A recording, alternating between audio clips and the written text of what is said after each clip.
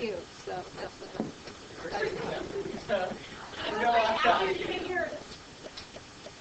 but that it's okay. I still don't need pretty. So one type of right triangle we could make is we could make a isosceles right triangle. What would that mean? If it was isosceles right triangle.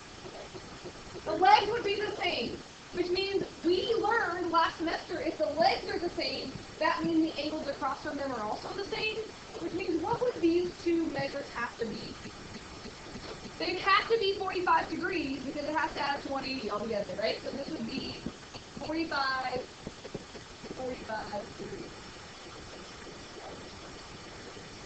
ISOS. So we call this a 45, 90 triangle. That's pretty impressive, right? Or you could just call it an isosceles right triangle.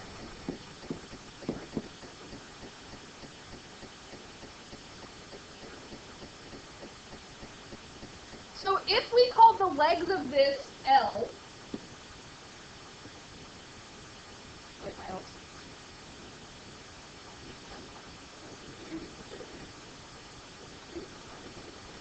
what do you want to call the hypotenuse?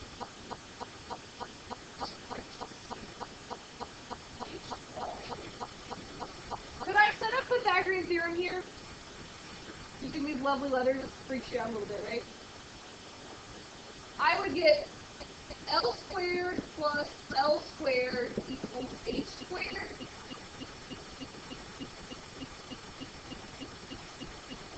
And what would be, what's L squared plus L squared? L to the fourth?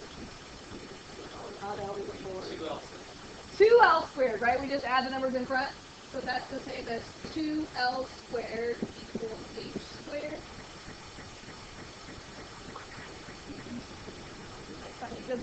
It doesn't even feel like you're proving it.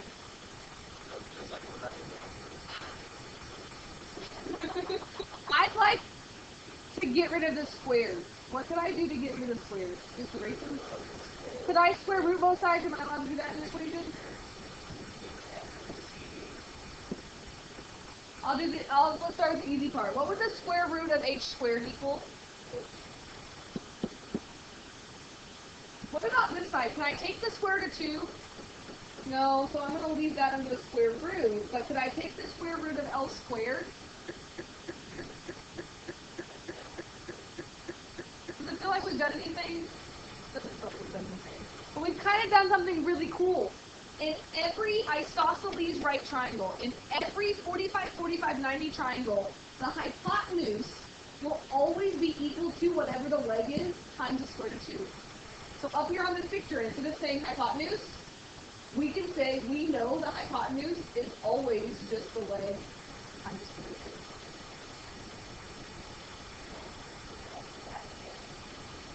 2. No. Crazy 8th graders. You were that last year. You were that last year, but during my 4th hour class, we would hear you crazy people going in there, and we would be like, oh my goodness.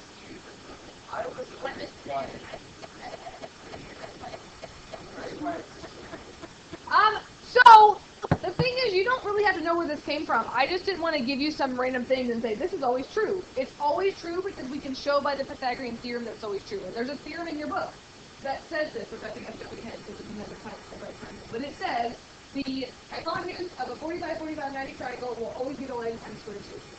Why is that important? Because I could give you one side of a 45, 45, 90 triangle, and you could solve for the rest of it. Right? So we got one other two. Because here you would like to notice that only have one picture.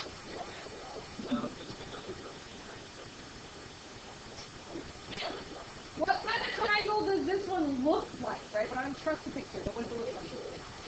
Equilateral, and that's true. It's equilateral. Which means what do we know about all the angles in the equilateral triangle?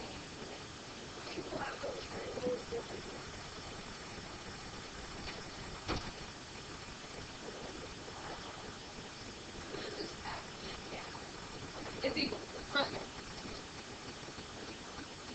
So that means this is 60 degrees, and this is 60 degrees, and this is 60 degrees. With me on that? It's not a right triangle. I want to make it a right triangle. So I hope you didn't use pins.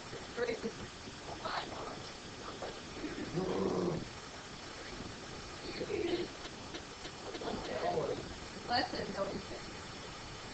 What if I drop down the hole when it cuts through the middle of it and it's right angle? Perpendicular bisector means that it makes a right angle and it cuts through the kind of. So let's call this side X.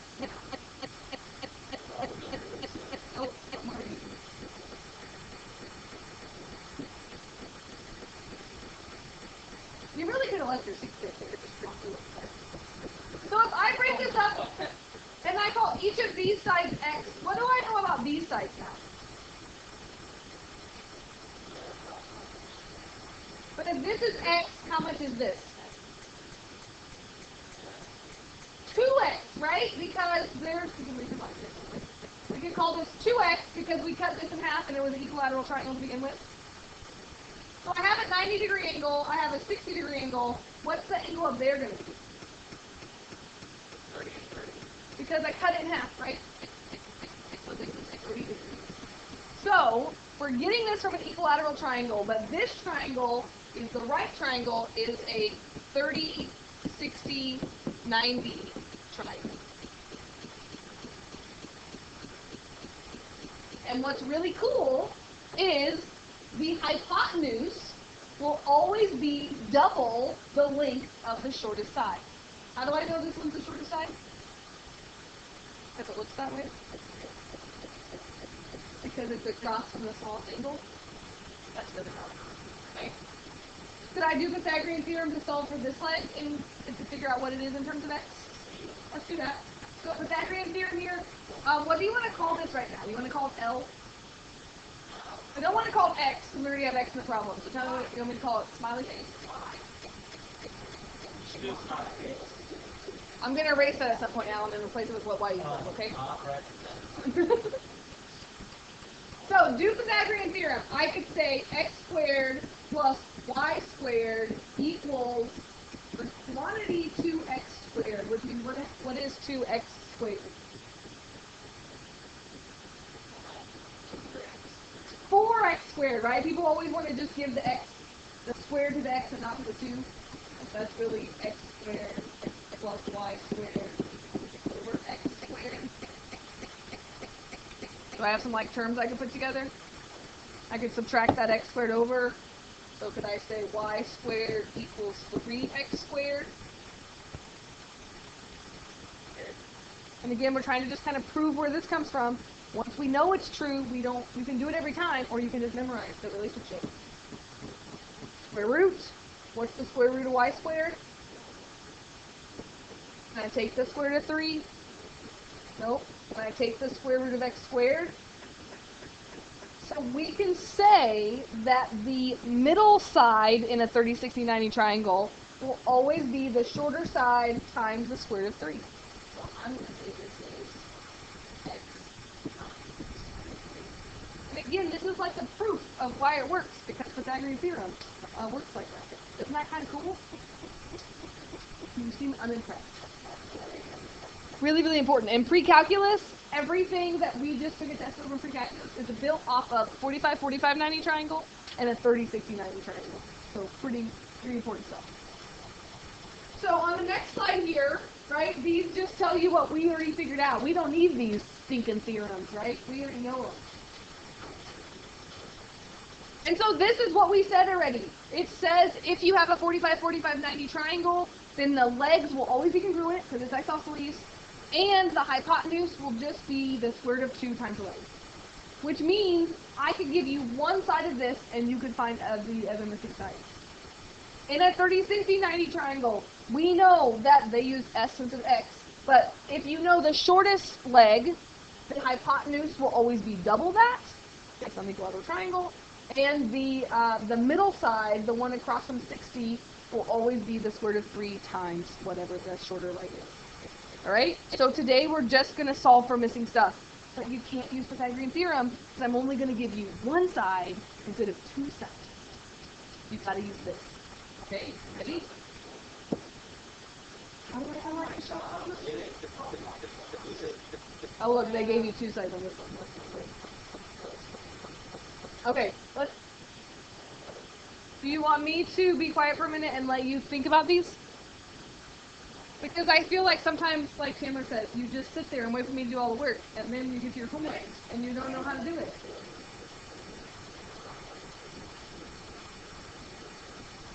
So on number 1, it's not marked. How do I know if it's a 30, 60, 90 triangle or a 45, 45, 90 triangle? Or do I just randomly guess?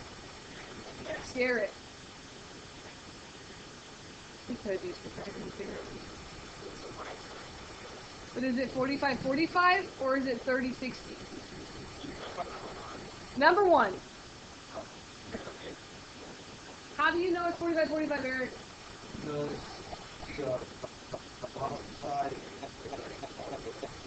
If these are congruent, that means these angles have to be the same, right? That means it's isosceles, which means it's a 45, 45. So yes, Garrett, on this one, you could do Pythagorean theorem because it gives you 2 of the sides. But notice on 2 and 3 that they don't. So I want to use the rule. The leg is what compared, the hypotenuse is what compared to the leg in 45, 45. Right, the leg is always, it's not double. That was a 30, 60 one, right? Look back. What we just wrote out. It is always the leg times the square root of 2. So step 1, you have to say, am I in 45, 45, or am I in 30, 60, 90? And then, I don't know the hypotenuse, they're x upon the hypotenuse x, but do I know what the leg is? So I can just take 6 square root of 2 times the square root of 2. What's the square root of 2 times the square root of 2? Square root of 4, and what's the square root of 4?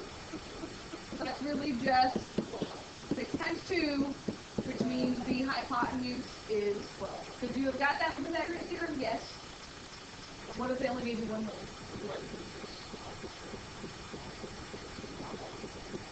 Square root of 2 times the square root of 2 is just 2, right? Like it's the square root of 4. Oh, because 6 square root of 2 is the leg, and then I have to multiply by square root of 2 for the formula? That's where the second one. I think I should have done number 2 rather than number 1. I think number 2 is easier, but definitely 45, 45. So every time you could write the equation if you want. But if I'm looking for the hypotenuse and I know the leg is 9, can you tell me what this has to equal? 9 times the square root of 2. It's always the leg times the square root of 2. Look ugly over there with the square root. But you could write that out every time. The hypotenuse is equal to the leg times the square root of 2. So x equals 9 times the square root of 2. It's super great. Like, I could label all of these. I know this is 9 because it's isosceles. I know this is 9 square root of 2. Very handy if you know that ratio. What about number 3? What if they give me the hypotenuse and they ask me to find the leg? Same equation? Just solving for something different. Yes?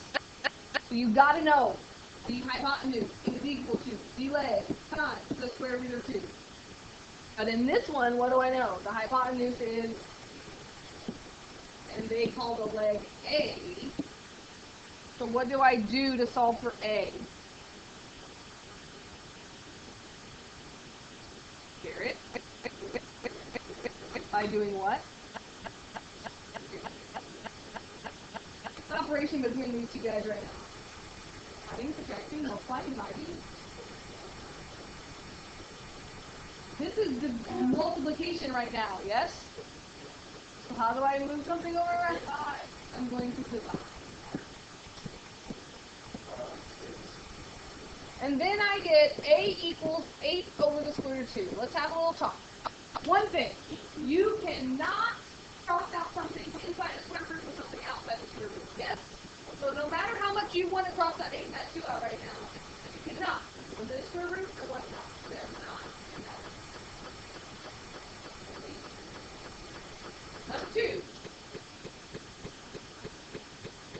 We don't normally like square roots we want to move this guy up. We did one like this the other day on the 8-1 notes. What could I multiply the square root of 2 by that's going to make this equal a lovely rational number?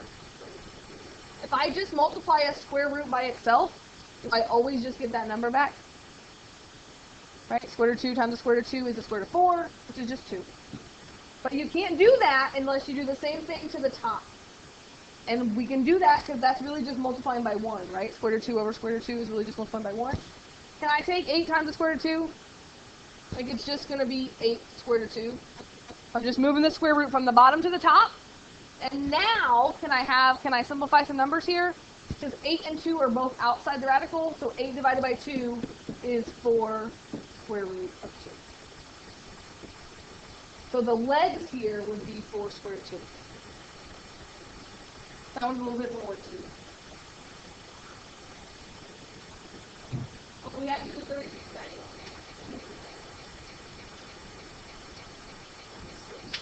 So, these are all 45, 45, 90. So it's leg, square root of 2. For a 30, 60, 90 triangle, right, you have to keep track of knowing the shortest side, the hypotenuse is twice that, and then the other side is square root of 3 times that. And so that's what I hope as you do the homework today, that kind of gets drilled into your head. And tomorrow as I give you a worksheet over this, right, if this is my 30, 60, 90 triangle, the shortest side, which is always across from the smallest angle, they call that S. The hypotenuse is always 2 times S. And the middle side is always S times the square root of 3. So that's the ratio that you have to learn, whether you use S's or X's or whatever you want to use to do that. Goodness, this is ugly.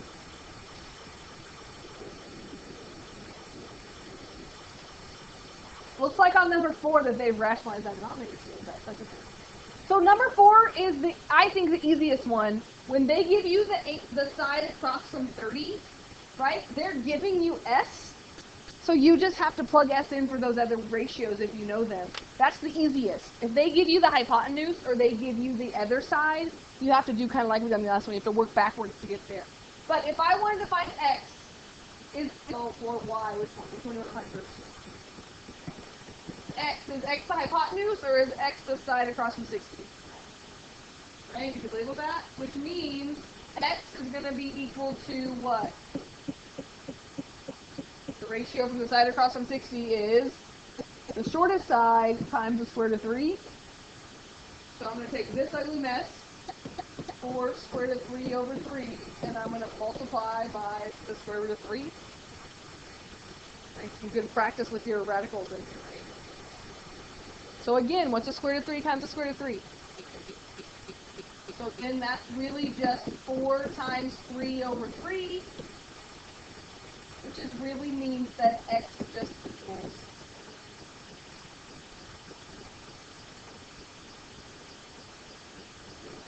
You have the ratio memorized. What about Y? How do I find the hypotenuse if I know the shortest leg? Yeah, like you add it to itself or you multiply by 2, you double it, right? If I double this, what's the only number that's going to change? So 4 is going to change to 8. So if you know that, you don't have to show what you say. It's just going to be 2 times 4 radical 3 over 3. So when you multiply fractions, remember, you just take top times top, bottom times bottom. So the one thing I'm multiplying together is the 2 and the 4, right? So that would be 8 square root of 3. That's not the answer, but we could do that.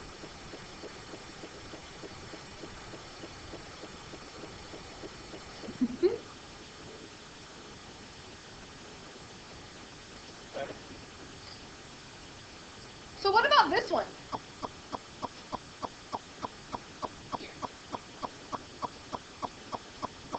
Which side do they give me? The side across from 60. So if you don't see what to do here, you can write out the equation, right? Like you can write out that the side across from 60 will always equal S times the square root of 3, right? To me, this one is the easiest, because if this is S squared root of 3, what does S have to be? Right? It's just 4? And if this is 4, what's the hypotenuse going to be? Oh my god, look how smart we are.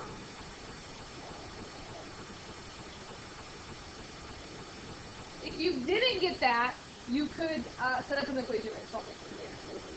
I didn't give you a ton of problems today. Maybe I should have, because the more problems you do, the more you're going to remember this. But to me, either we're going to do it right or we're going to do it wrong. Like, I don't want to give you 20 problems to do it wrong tonight. So I give you a story problem here. About this. A quilt has the design shown in the figure, which is a square divided into 8 isosceles right triangles. What does that mean if it's isosceles? If the length of one side of the square is 3 inches, what are the dimensions of each triangle? So if this whole side is 3, what do I know about each individual triangle? Yeah, so it's going to be, I'm going to go, I'll just do this. This would be 1.5 inches by 1.5 inches.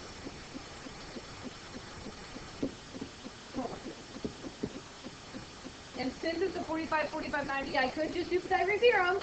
Or, what do I know about the hypotenuse? And a 45, 45,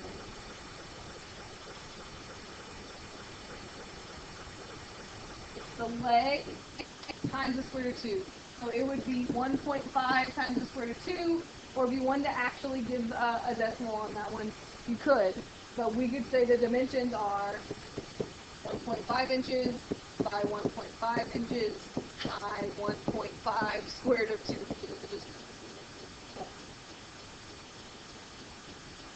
By the time we have a test in here, you want to be able to shoot those ratios without there.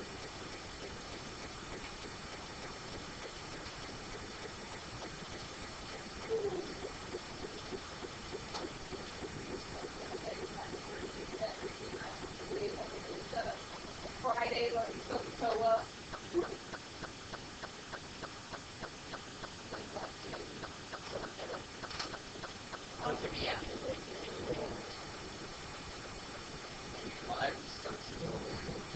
learn what the new lesson got about the